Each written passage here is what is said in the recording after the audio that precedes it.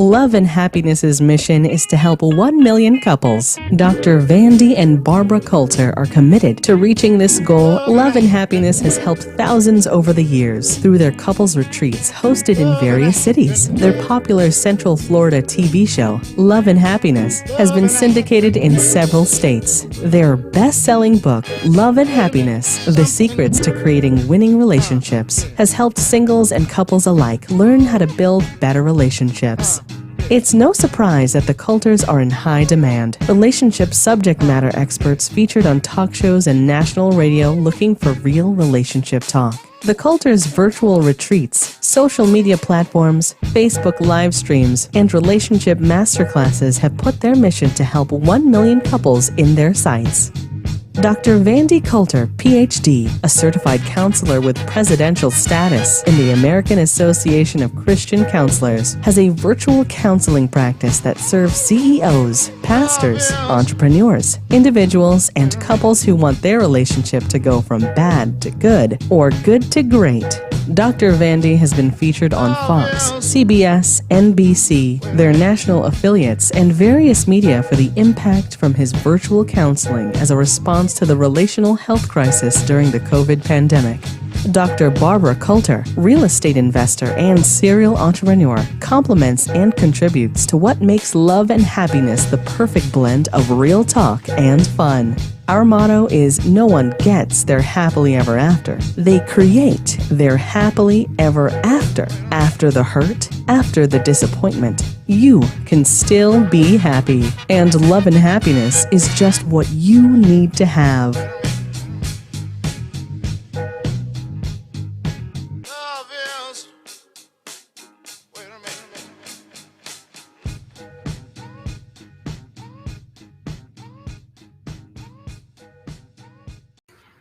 All right.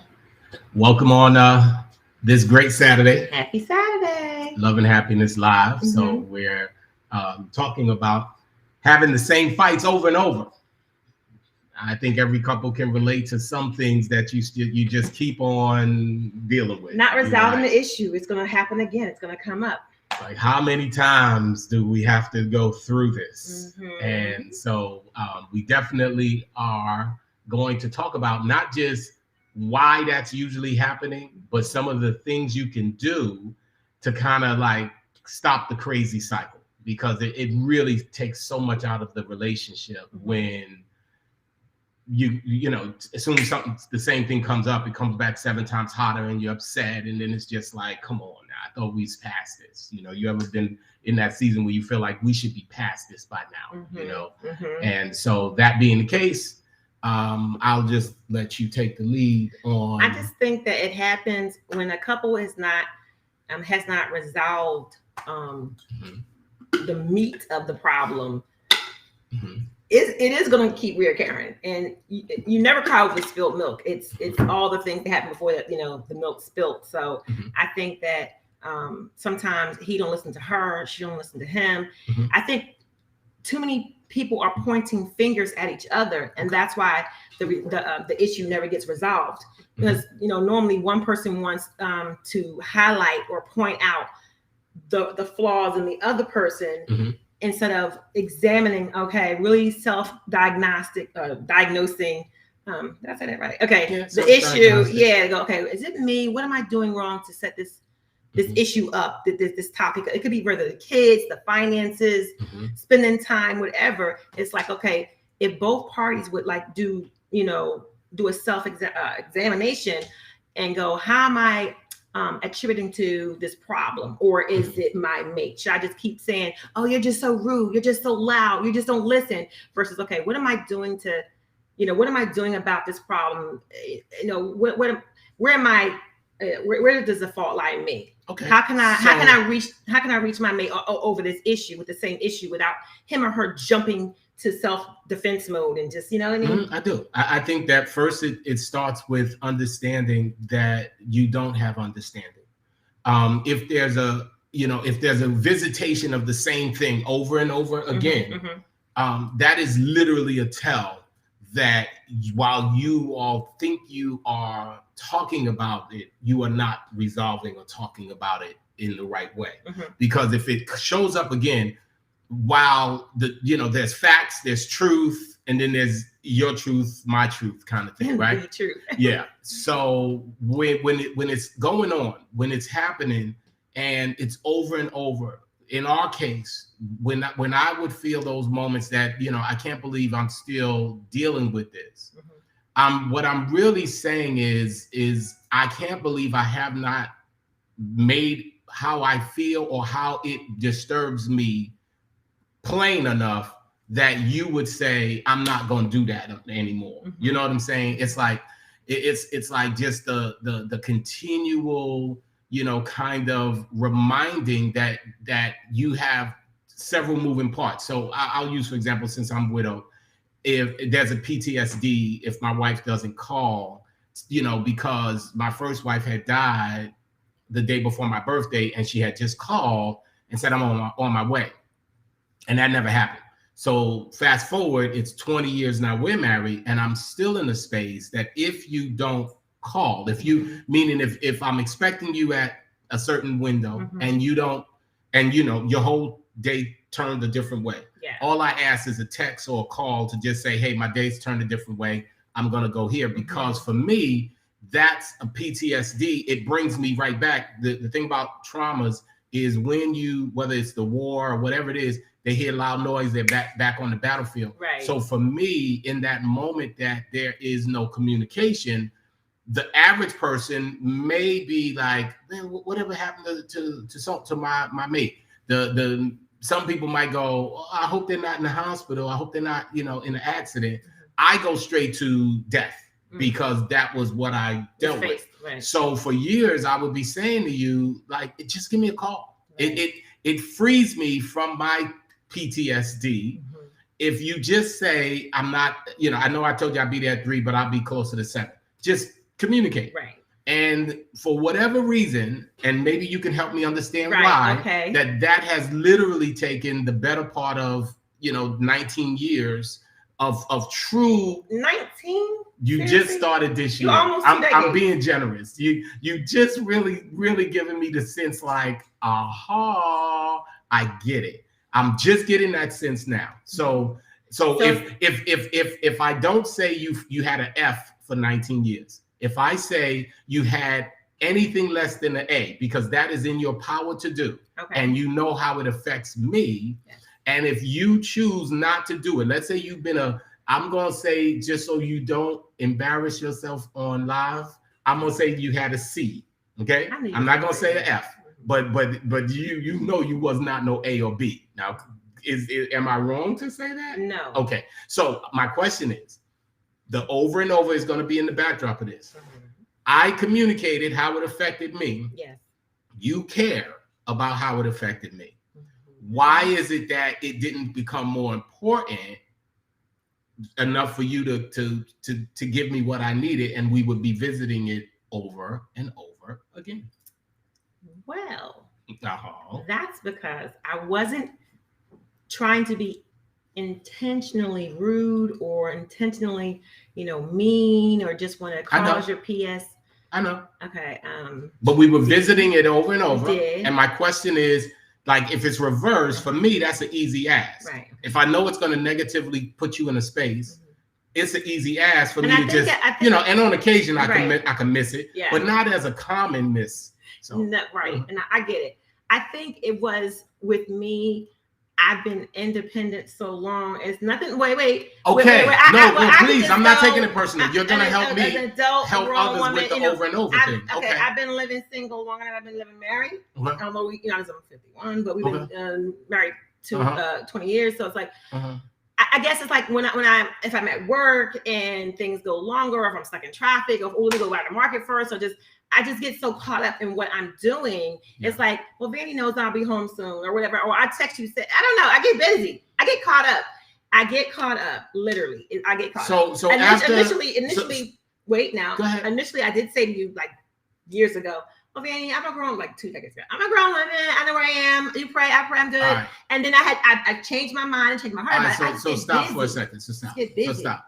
So let's look at the topic in the backdrop of what you just said. Okay. I expressed a pain point, and a trauma and a hurt and something that's sensitive, something that is emotional to me. Mm-hmm. I never made it about you should be accountable to me. I'm your husband. No, I never made it about I'm the boss of you. Mm-hmm. I'm the man. It was never about that. Mm-hmm. It was me being vulnerable enough to say, hey, I'm self-aware enough to know mm-hmm. that when it comes to a wife, now this could be anyone. This isn't personal. It's positional. Mm-hmm. You are my wife. Mm-hmm. There was a wife before you who never made it home. So in the context of that, this is how it affects me.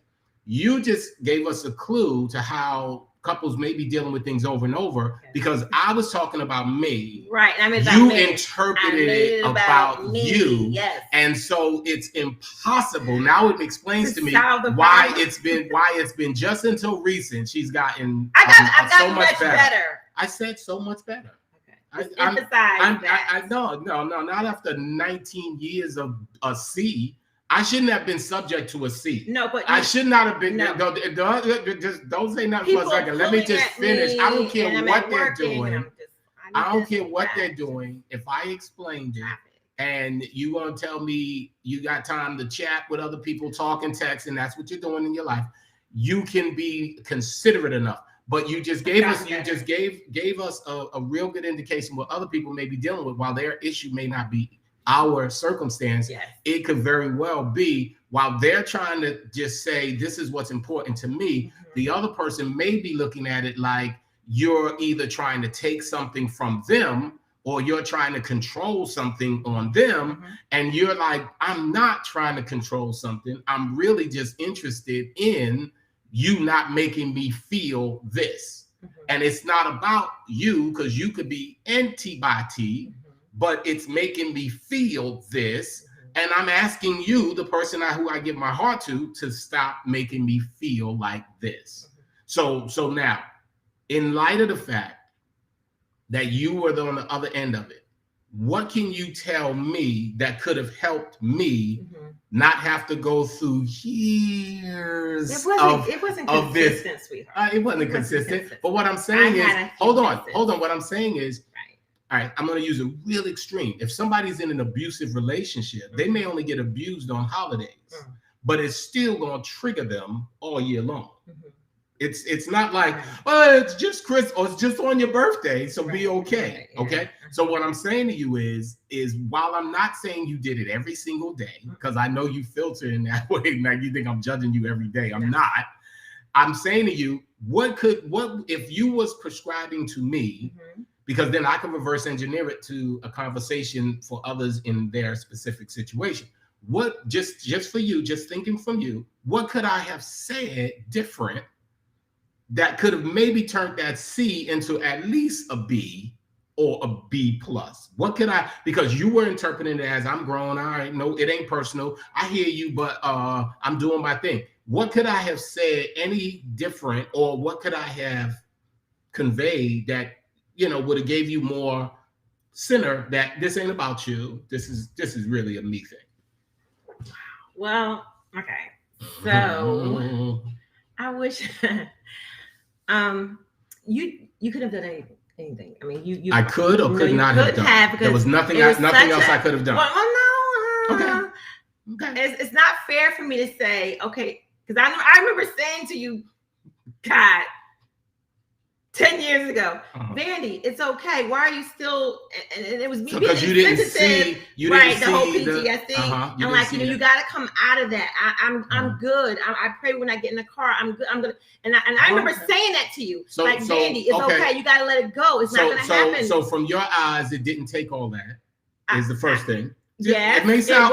It could sound like, oh my gosh, that sounds so inconsiderate. Mm-hmm. But it wasn't a matter of inconsiderate. It's just a perspective. And I had to say, you relax your mind and trust God and say, look, my wife is gonna be fine. I said this to you. PTSD don't work like that. But people who living in PTSD, right? When they're talking to their counselor, they have to. Of course, they go back to that moment all the time. They're working on trying not to. No. Don't do that. I won't do that. I'm just saying. I remember saying to him. Just talk from you. I remember saying to you years ago, just like take your mind off that. But I've gotten better because that's your thing. That's like telling someone who was assaulted in an alley and robbed, and they were beaten. Okay. Hold on, they're assaulted and they're robbed and they're beaten, and then some counselor tells them when they say, when I'm in dark places, I feel unsafe, and the counselor says, "Oh, you got to just trust God." No, okay. That is not not the conversation. We're talking about this in particular. Okay, so no, but I'm only just whatever they're doing. Okay, because stop. All right. Stop.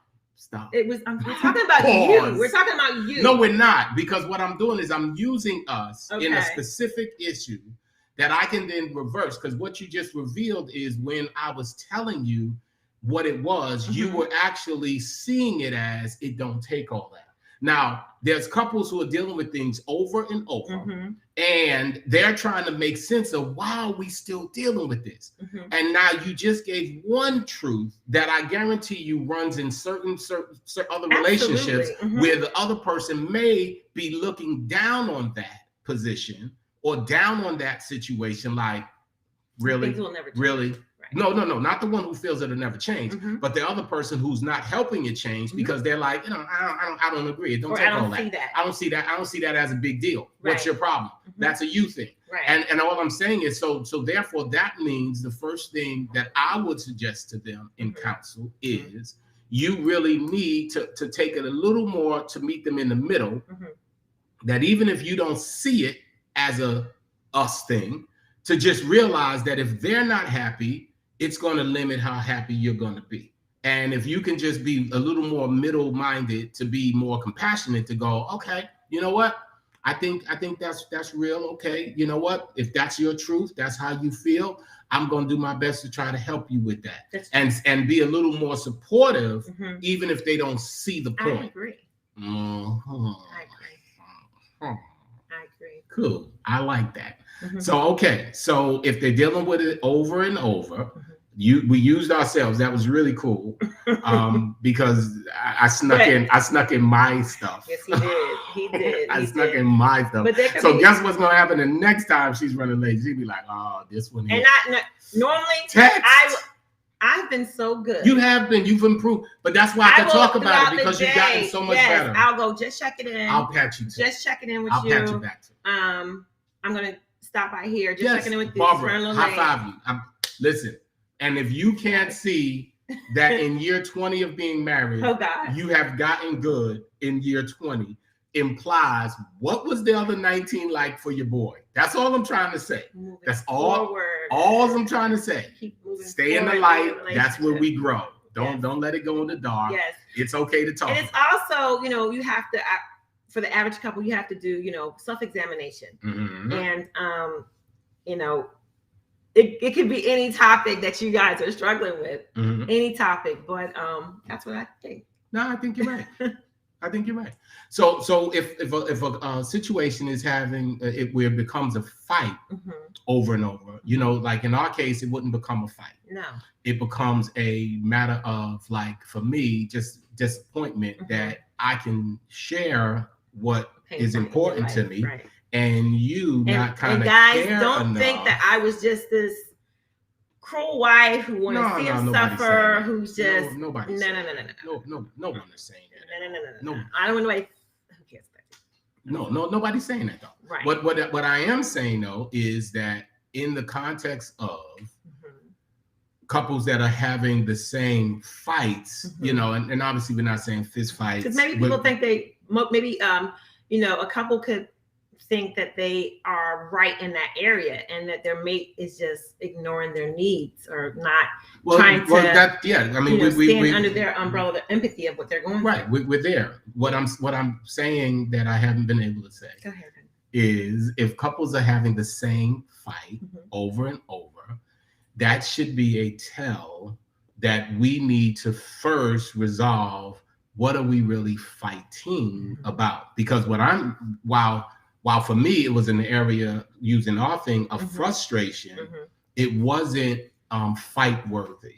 You follow what I'm saying? In terms of being a very, very strong argument kind of thing. What I am saying is that if it becomes those things that you got to walk on eggshells, and you have those things in a relationship that you're like, I know if we talk about this, it can trigger 5 other things. So I try not to talk about these things or whatever. All I'm saying is if you can't diffuse that and unpack that so you can talk about it, because every single time it's fireworks that start, because it turns and metamorphoses into 6 other things, type of thing. I'm just saying the tell is in the fight. The tell that we need to figure out whether we're having the same fight, or in my case, I'm thinking I'm fighting, and in this case, not a fight with you, but I'm trying to convey to you what it makes me feel, not realizing I can never reach you properly because you're thinking what you feel. Like, oh, he's not the boss of me, or I'm grown, or I'm this, or what's the big deal? You're making too much of it. Oh, trust God. Whatever it is you're thinking, it is the same thing where couples are having the same thing. It allows them to sit down and say, hey, listen, whenever we talk about, the in-laws, so whenever we talk about, the differences in our core values about, what we think the kids should be, it always goes south. So if one of the persons are willing to try to listen better, to go, when we talk about the in-laws, or when we talk about our core values for the kids, what do you think we're really, what's really bothering you about that? And lean in to the persons when they share their position and go, well, let's not finger point. Let's lay some rules here. I don't need you to say, well, you always and you this, because I'm a human being. You point the finger, I feel like pointing it back. Let me just hear what bothers you. Well, it bothers me that instead of you. It bothers me instead of you. It bothers me when you take it bothers me that, so for example, if one parent feels like the spouse always picks someone else over their side, it bothers me, instead of saying it bothers me that you always pick the other side, you can say it bothers me that I'm feeling or left alone and not like you're on my side where I really need you. And then the person can start to lean in and go, okay, well, I didn't realize I wasn't on your side. Right. Well, every time this happens, I feel I'm not standing with you. And then the conversation kind of steers in a more kind of healthy way, if that makes sense. The other person can take the defenses down, because people start building walls up when they feel like you're pointing a finger at them, or they're always at fault, or they're always the one to blame, or we wouldn't be arguing if you. So then I think communicating that way, it'll help the other person not feel like you were pointing at them. Yeah, but more importantly, it'll help the overall conversation, where once all right, I know what we're really talking about when we're talking about the in-laws, or when we're talking about the kids. What we're really talking about is you feel left out. And it comes out where I'm just trying to say, hey, we're just doing this, and it gets weird. You can now be able to kind of shrink the floor and simply say, okay, I want to make sure that I don't make you feel like I'm not on your side.